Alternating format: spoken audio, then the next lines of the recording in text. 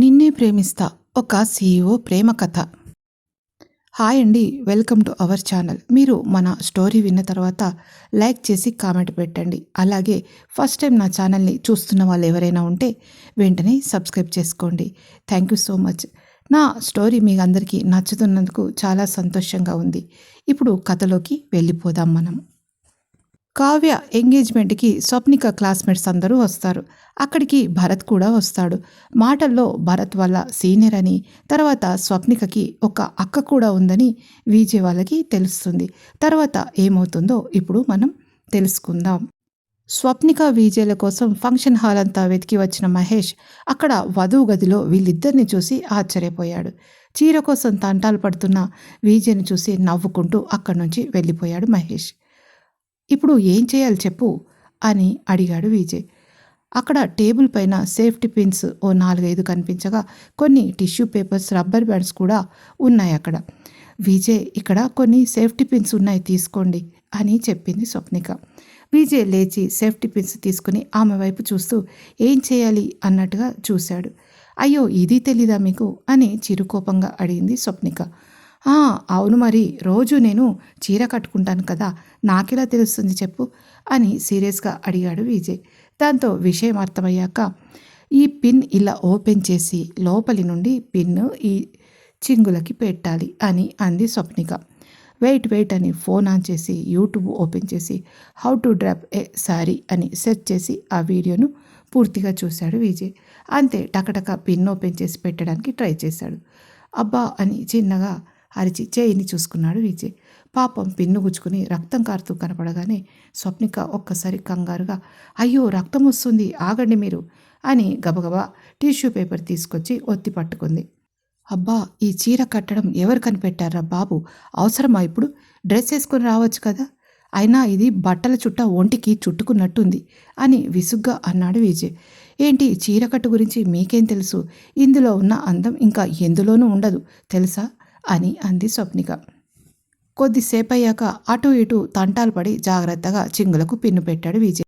అమ్మయ్య అని విజయ్ ఊపిరి పీల్చుకోగానే ఇద్దరు ఆ రూమ్ నుండి బయటకొచ్చారు.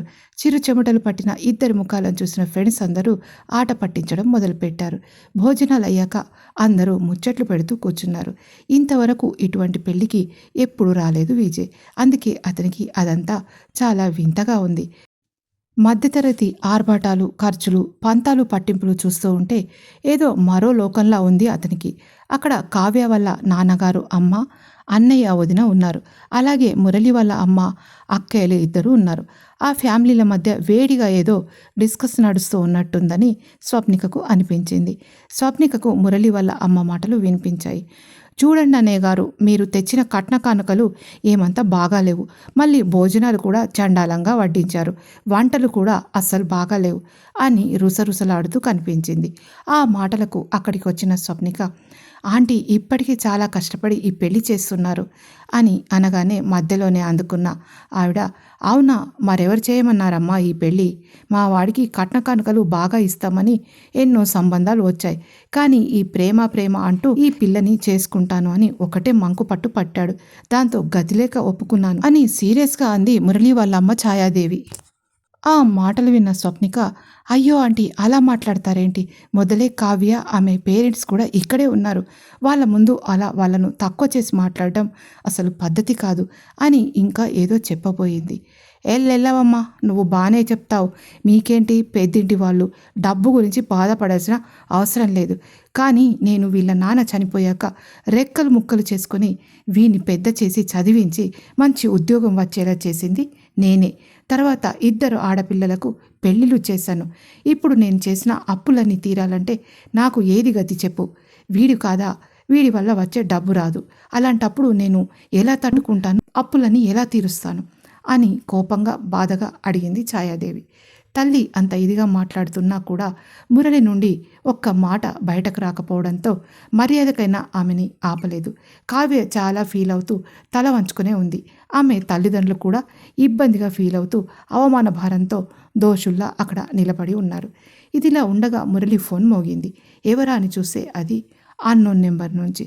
అంతలో ఎక్స్క్యూజ్ మీ అని చెప్పి అక్కడి నుంచి దూరంగా వెళ్ళి ఫోన్ ఎత్తి హలో ఎవరు మీరు అని అడిగాడు. అటువైపు మాటలు విన్న మురళి పక్కనే ఉన్న రూమ్లోకి వెళ్ళాడు. ఎప్పుడొచ్చాడేమో తెలియదు కానీ ఎదురుగా మురళికి విజయ్ కనిపించాడు. ఏంటి బ్రో, కావ్యని లవ్ చేసావా నువ్వు అని సీరియస్గా అడిగాడు విజయ్. అతను అలా అడగడంతో ఆశ్చర్యంగా చూసిన మురళి, అదేంటి సార్ అలా అంటారు, మేము 4 సంవత్సరాలుగా లవ్ చేసుకుంటున్నాము అని సీరియస్గా చెప్పాడు. Wow, 4 years! 4 ఇయర్స్ నుంచి కావ్యను లవ్ చేసిన నువ్వు మీ అమ్మగారు తనని అడ్డదిడ్డంగా మాటలంటూ ఉంటే ఎందుకలా సైలెంట్గా ఉన్నావు? ఆమెను అవమానిస్తున్నప్పుడు నువ్వు కూడా అవమానించబడ్డట్టే కదా, ఆ మాత్రం తెలియదా నీకు అని కోపంగా అన్నాడు విజయ్. ఆ మాటలకి, సార్ మా అమ్మగారు చాలా కష్టపడి నన్ను పెంచారు. తను నా మీద ఎన్నో ఆశలు పెట్టుకున్నారు. కానీ నేను ఇలా చేసేసరికి అవేవి తీర్చలేక బాధగా అలా అంటున్నారు అని అన్నాడు మురళి. అలాంటప్పుడు నువ్వు నోరు తెరిచి ఈ పెళ్లి చేసుకున్నా పర్వాలేదు, తన కష్టాలని తీరుస్తానని చెప్పొచ్చు కదా, ఎందుకలా స్తంభంలా నిలబడ్డావు అని కోపంగా అడిగాడు విజయ్. తర్వాత అతనే, ఛా, నీలాంటి వెన్నుముక లేని ఒక నోరు లేని మనిషిని, కనీసం ఎదుటి మనిషి గురించి ఆలోచించని నీ ఇలాంటి వ్యక్తి నా ఆఫీసులో జాబ్ చేయడానికి వీల్లేదు. నిన్ను వెంటనే డిస్మిస్ చేస్తున్నాను. 10 నిమిషాల్లో నీ డిస్మిస్ ఆర్డర్ నీ మెయిల్కి వస్తుంది అని తన కోల్డ్ వాయిస్తో వార్నింగ్ ఇచ్చాడు విజయ్. ఆ మాటలు విన్న మురళికి ఒక్కసారి తల తిరిగినట్టయింది. చాలా కష్టపడితే గాని ఆ కంపెనీలో జాబ్ రాదు. అలాంటిది ఏదో స్వప్నిక పుణ్యమా అని తనకు జాబ్ వచ్చింది. ఇప్పుడు ఎంగేజ్మెంట్ చేసుకున్న మరునాడు జాబ్ ఓడిపోతుందంటే ముందు ముందు తన లైఫ్ ఎంత కష్టాల పాలవుతుందో అని మనసులో ఆలోచించిన మురళి ఒక్కసారి విజయ్ చేతులు పట్టుకున్నాడు. సారీ సార్, నేను ఇంకొకసారి ఇలా చేయను. మీ దృష్టిలో ఒక మంచి పర్సన్ అవుతాను. నేను కావ్యకు ఎటువంటి ఇబ్బంది రానివ్వను. అలా అని మా అమ్మగారి ఇబ్బందులను కూడా నేను సరిచేస్తాను. నాకు ఈ జాబ్ చాలా ముఖ్యం సార్. దయచేసి నన్ను ఈ జాబ్లోంచి తీసేయకండి ప్లీజ్ సార్ అని ప్రాధేయపడ్డాడు మురళి. ఆ మాటలకు, సరే నువ్విప్పుడు వెళ్ళి అక్కడ ఉన్న సిచ్యువేషన్ని కంట్రోల్ చేయి. ఆ తర్వాతే నీ జాబ్ ఉంటుందా ఊడుతుందా అన్నది నేను చెప్తాను అని తన మ్యాగ్నెటిక్ వాయిస్తో ఆర్డర్ వేశాడు విజయ్. వెంటనే అక్కడి నుంచి గబగబా తన తల్లి దగ్గరికి వెళ్ళాడు మురళి. అమ్మ, నువ్వు అనవసరంగా భయపడుతున్నావు. నీ పరిస్థితి నాకు తెలుసు. నువ్వు కష్టపడి నన్ను ఎలా పెంచి పెద్ద చేసి చదివించావో నాకు అన్నీ తెలుసు. అలాంటప్పుడు నేను ఖచ్చితంగా నిన్ను ఆదుకుంటాను. ఈ పెళ్లి చేసుకున్నంత మాత్రాన అవేవి చేయనని ఎందుకు అనుకుంటున్నావు నువ్వు? నన్ను నమ్ము. కావ్య కూడా మన అక్కల్లాంటి అమ్మాయే కదా. మీకు నేను కావ్యను పెళ్లి చేసుకుని సుఖంగా ఉండడం కావాలా, లేకపోతే నాకు ఇష్టం లేని పెళ్లి చేసుకుని లైఫ్ లాంగ్ బాధపడుతూ ఉండాలా? మీరే నిర్ణయించుకోండి అని బాధగా అన్నాడు మురళి.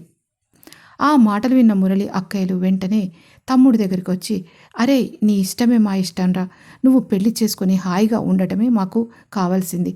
అమ్మా నువ్వు ఊరుకో, అనవసరంగా వాడిని బాధ పెట్టకు అని తల్లిని కోప్పడ్డారు ఇద్దరు. ఆ మాటలకు కావ్య వాళ్ళు అమ్మయ్య అని ఊపిరి పీల్చుకోగా వాళ్ళను సంతోషంగా చూసింది స్వప్నిక. తర్వాత ఒక 10 నిమిషాలయ్యాక మురళి పక్కనే ఉన్న గదిలోకి వెళ్ళగా అక్కడ కూర్చునున్న విజయ్తో, సార్ మీరు చెప్పినట్టుగానే నేను మా అమ్మకు మాటిచ్చాను. మా అమ్మ అక్కయ్యలు ఒప్పుకున్నారు. మా అక్కయ్యలు కూడా నాకే సపోర్ట్ వచ్చారు. థ్యాంక్ యూ సార్, మీరు నా కళ్ళు తెరిపించారు. లేకపోతే నేను మీ అందరి మనసులో ఒక యూజ్లెస్ ఫెలోగా నిలిచిపోయేవాణ్ణి. మీరు అన్నట్టుగా నేను కావ్యను చాలా బాగా చూసుకుంటాను. ఆమె ఆలోచనలకు వాల్యూ ఇస్తాను సార్ అని నవ్వుతూ షేక్ హ్యాండ్ ఇచ్చాడు Murali. Okay, very good, all the best అని నవ్వుతూ విజయ్ కూడా సెకండ్ ఇచ్చాడు అతనికి. ఇదంతా చూస్తూ వింటున్న స్వప్నిక ఆశ్చర్యంతో, అంటే మురళి కావ్యని సపోర్ట్ చేయడం, వాళ్ళ అమ్మ నోరు మోయించడం వెనక ఉన్నది విజయ్నా? Wow, super Vijay, you are very great అని మనసులో హ్యాపీగా అనుకుంది స్వప్నిక.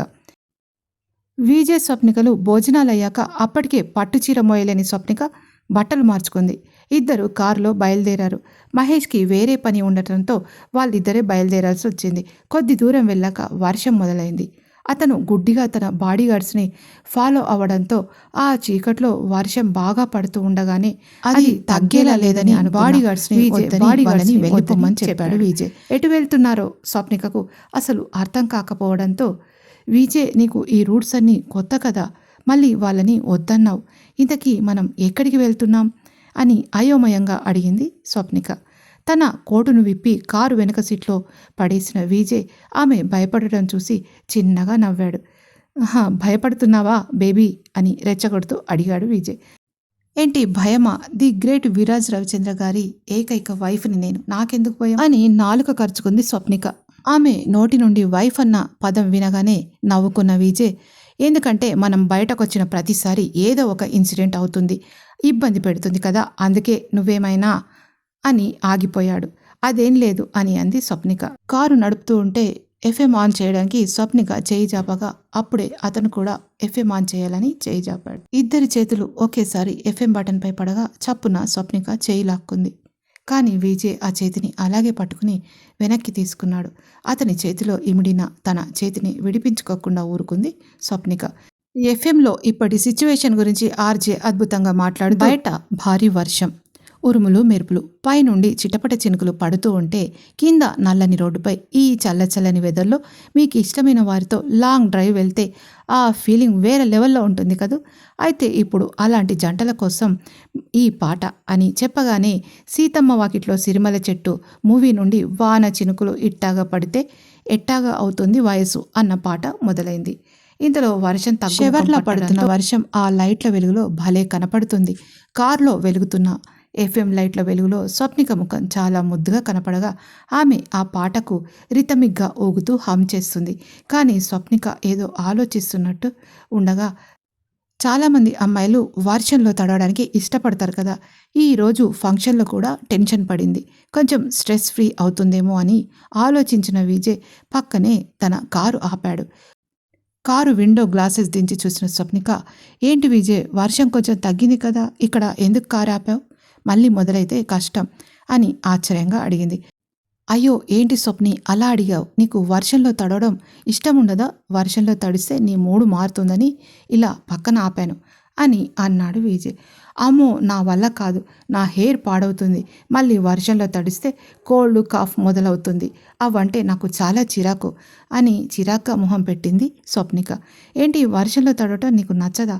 అసలు నువ్వు అమ్మాయివేనా? చాలామంది అమ్మాయిలకు వర్షంలో తడవటం అంటే ఇష్టమని చెప్తారు. మూవీస్లో హీరోయిన్స్ వర్షంలో తడవటం, ఎగరడం చూపిస్తారు.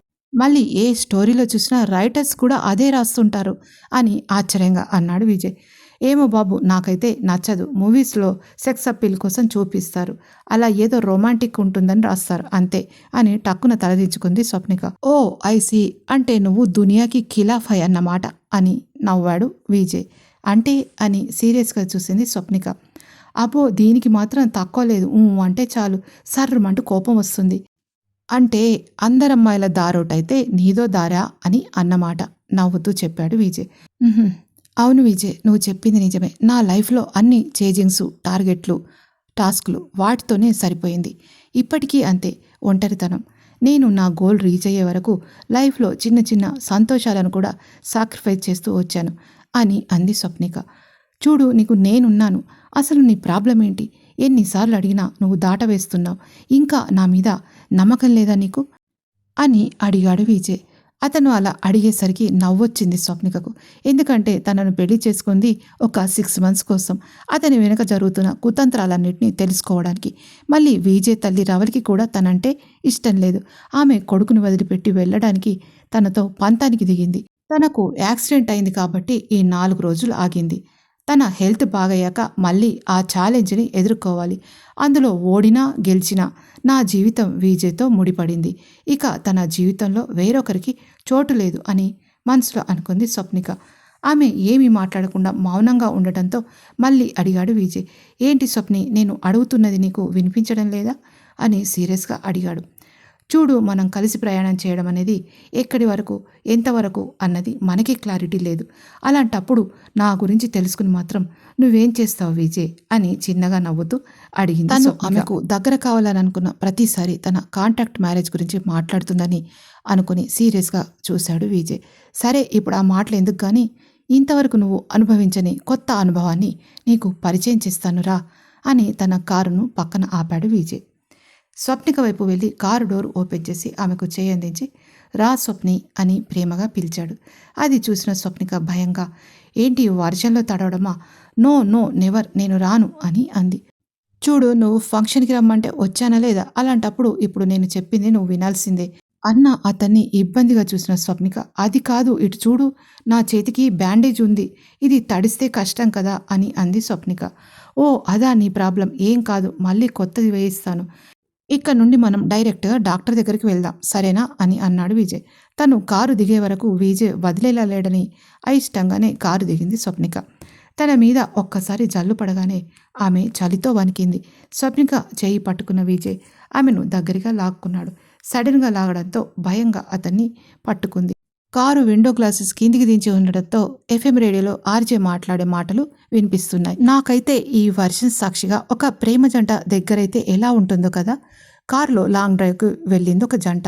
కారును ఓ పక్కన ఆపిన అబ్బాయి డోర్ తెరిచి ఆ అమ్మాయికి చేయి అందించి కారు నుండి కిందకి దింపాడు. తర్వాత ఏమైందో ఈ పాట తర్వాత తెలుసుకుందాం అనగానే అప్పుడే వానా వాన వెల్లువాయ్ అనే పాట ఎస్పీబీ నోట జోరందుకుంది. వర్షంలో తడవటం అస్సలు ఇష్టం లేని స్వప్నిక మీద చినుకులు పడటంతో స్వప్నిక ఆకాశం వైపు తలెత్తి చూసింది.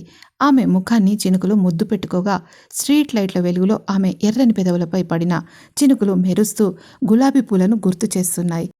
ఆమె కట్టుకున్న ఆకుపచ్చని చీర ఒంటికి అతుక్కుపోగా తెల్లని మేనిఛాయ మెరుస్తూ ఓంపు సొంపులతో అజంతా శిల్పంలా కనపడుతూ ఉంది. రౌండ్గా తిరిగిన స్వప్నికను తన దగ్గరికి లాక్కోగా అతని ఒంటికి అతుక్కుపోయిన క్రీమ్ కలర్ షర్ట్ నుండి కండలు తిరిగిన అతని బాడీ కనపడుతూ ఉంది. విజయ్ నడుము చుట్టూ చేయి వేసిన ఆమెను గట్టిగా హగ్ చేసుకోగా ఆ చలిలో కూడా ఇద్దరి ఒంట్లో నుండి వేడి సెగలు పుట్టుకొచ్చాయి. స్వప్నిక పెదవులను తాకిన తుంటరి చినుకులు విజయ్ని ఊరించాయేమో. ఆ నీటి బిందువులను తన నాలుకతో తుడిచేశాడు విజయ్. ఆమె అతన్ని ఇంకా గట్టిగా హత్తుకుంది. ఇద్దరి వెచ్చని ఊపిరి ఏకమై ఆ చినుకలను ఇవోపరేట్ చేస్తూ ఉన్నాయి. ఇక తట్టుకోలేని స్వప్నిక అతన్ని వదిలిపెట్టి పక్కనే ఉన్న చెట్టు కిందకి వెళ్ళింది. ఆమెను ఫాలో అయిన విజయ్ 2 చేతులతో ఆమె ముఖాన్ని పట్టుకొని పైకి లేపాడు. అప్పుడే ఒక మెరుపు మెరిసింది. ఆ వెలుగులో కళ్ళు మూసుకునున్న స్వప్నిక రూపం అతని గుండెల్లో నిలిచిపోగా ఒక్క క్షణం ఆమె కింది పెదవిని తనలోకి లాక్కొని తన నోటితో స్వప్నిక నోటిని లాక్ చేశాడు విజయ్. ఇద్దరి గుండె చప్పుడు పెరిగి పోటీ పడుతూ డీప్ కిస్ చేసిన 4 పెదవులు కొద్దిసేపయ్యాక విడిపోగానే స్వప్నిక అతని గుండెల్లో తలదాచుకుంది. ఇంతకీ స్వప్నిక విజయ్ల మధ్య దూరం తగ్గుతుందా లేదా? రవళి చేసిన ఛాలెంజ్లో స్వప్నిక గెలుస్తుందా లేదా? ముందు ముందు కావ్య మురళిల మ్యారీడ్ లైఫ్ ఎలా ఉంటుంది? వీటన్నిటి గురించి తెలుసుకోవడానికి తర్వాతి పాటు వినండి. విన్న తర్వాత లైక్ చేసి మీ అమూల్యమైన అభిప్రాయాలను కామెంట్ రూపంలో తెలియజేయండి. అలాగే నా ఛానల్ని ఫస్ట్ టైం చూస్తున్న వాళ్ళు ఎవరైనా ఉంటే వెంటనే సబ్స్క్రైబ్ చేసుకోండి please. Thank you so much. వింటూనే ఉండండి చంద్రవర్షిని ఆడియో స్టోరీస్.